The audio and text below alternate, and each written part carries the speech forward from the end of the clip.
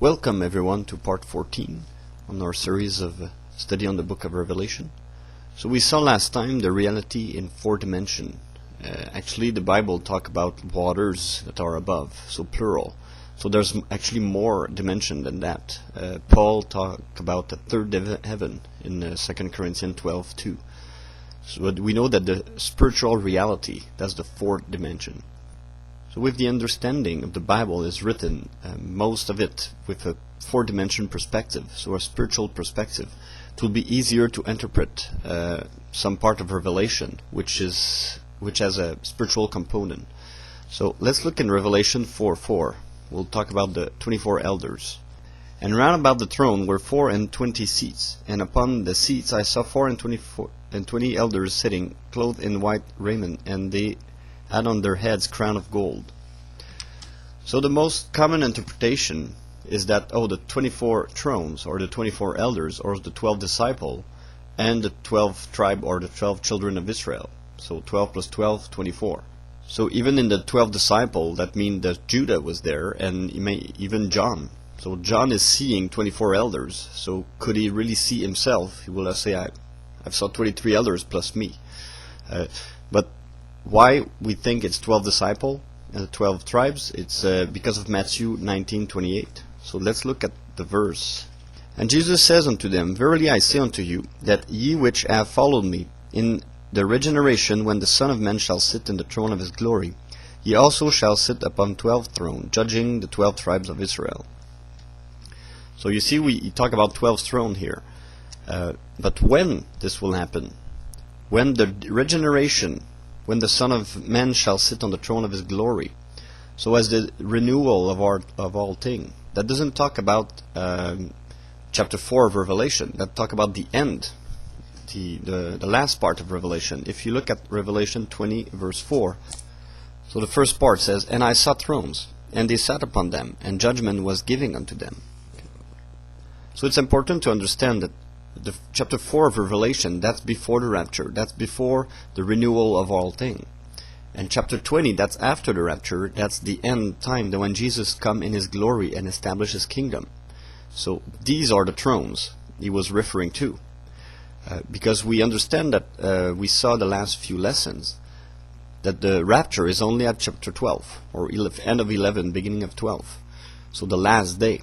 So for now, we saw in part 1 that nobody's in heaven now. We're all asleep, waiting for the trumpet to blow. So there's not supposed to have a Christian in heaven right now. And he saw like 24 elders. So these 24 elders could not be Christian that has been resurrected, because the resurrection take place the last day. And chapter 4, it's not the last day yet. We see in Revelation the 6th seal. There's actually soul of the martyr that were there and cry out day and night. So these are not glorified body. They are just soul crying, and that's printed at the 6th seal. So right now in heaven, there's no human in their glorified body yet. So we need another interpretation for these 24 elders. That couldn't be the disciple, because the promise of Jesus was for the end, when Jesus will come and establish his kingdom in his glory. So the rapture, that's not Jesus coming. That's Jesus just take his church. So with an understanding of the 4-dimension reality, we'll look at the character in Genesis. So let's look in Genesis 14:18-20. And Melchizedek, king of Salem, brought forth bread and wine, and he was the priest of the Most High God. And he blessed him, and says, Blessed be Abraham of the Most High God, possessor of heaven and earth. And blessed be the Most High God, which has delivered thine enemy into thy hand. And he gave him tithes of all. So what can we learn from Melchizedek? First, he's the king of Salem. So he's a king, he has a crown. Second, he's a priest of the Most High God. We have a lot of passage in Hebrew that talk about Melchizedek. And a lot of people think, this is just an image of Jesus. Or is Jesus. Okay, let's look in Hebrew. We'll gather all the information and then do our interpretation. So Hebrews 7:1-3.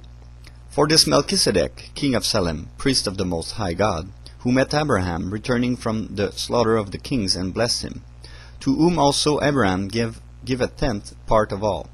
First being by interpretation king of righteousness, and after that also king of Salem, which is king of peace.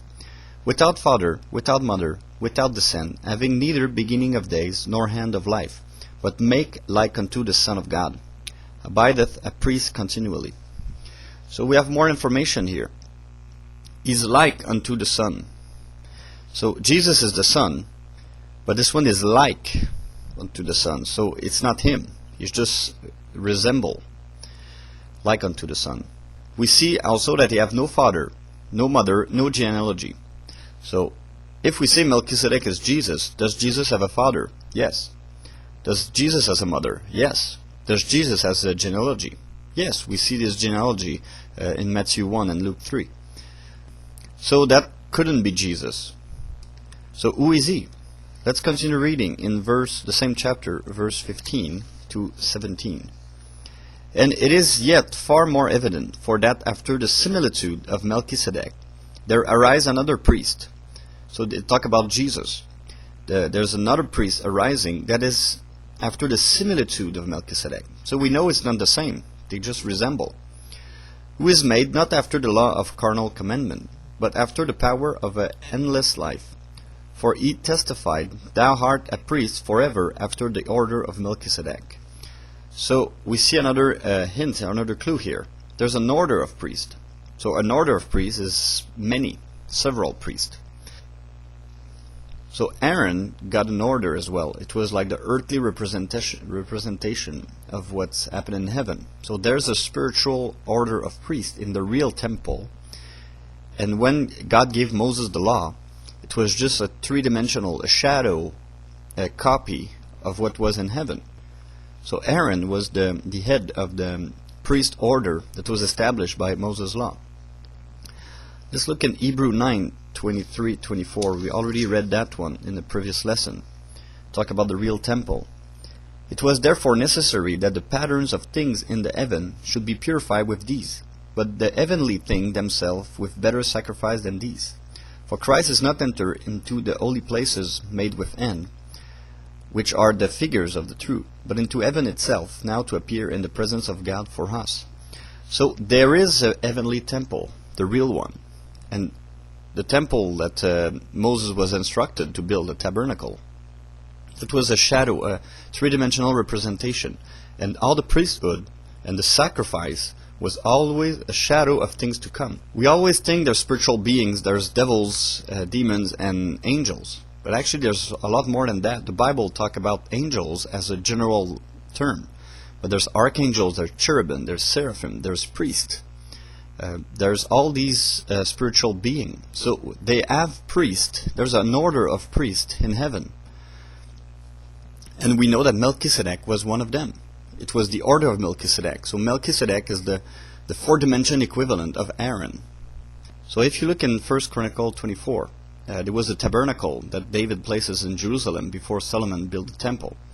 And David established 24 Levites that will serve in the temple, 2 weeks each. And they will serve. So 24 Levites, if you count. So it's a 3D copy, a shadow of things to come. If you look in Hebrew 8:5, Hebrew 9:23-24, it's all talk about the real temple in contrast with the temple that was built by Solomon. So we know that Melchizedek is the king of Salem, that he has an order of heavenly priest. So when God gave the law to Moses and established a priesthood, that was during Moses' time. But from Adam to Moses, there was no priesthood like that. But yet there was sacrifice. Cain, Abel did sacrifice. Abraham did sacrifice. There was a lot of people doing sacrifice.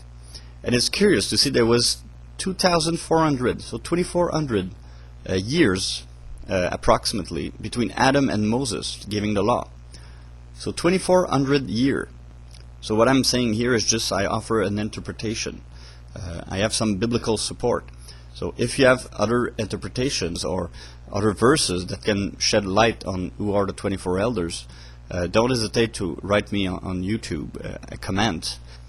So, but what I suggest is for this 2,400 year period, there was 24 heavenly priests that use like a mediator between God and the man. So each time there was a sacrifice, like Abraham gave the 1/10 of everything he had to Melchizedek, because that period Melchizedek was on the earth to bridge with the sacrifice. And now we see there's 24 elders, so they're sitting on thrones with crowns, and they have nothing else to do because they're retired. So they just cast their crown and they just worship God all day. Why? Because Jesus was the last one of the order of Melchizedek, and he will remain forever a heavenly priest. So you see, Jesus is like the 25th priest of that order. So all the 24 elders, they just like their job is done. So they're just there sitting on thrones and worshiping God. So we'll stop here for now, and we'll continue in part 15 to see the spiritual perspective of what happened in the fourth dimension in the past. We'll have a flashback of what happened in Genesis.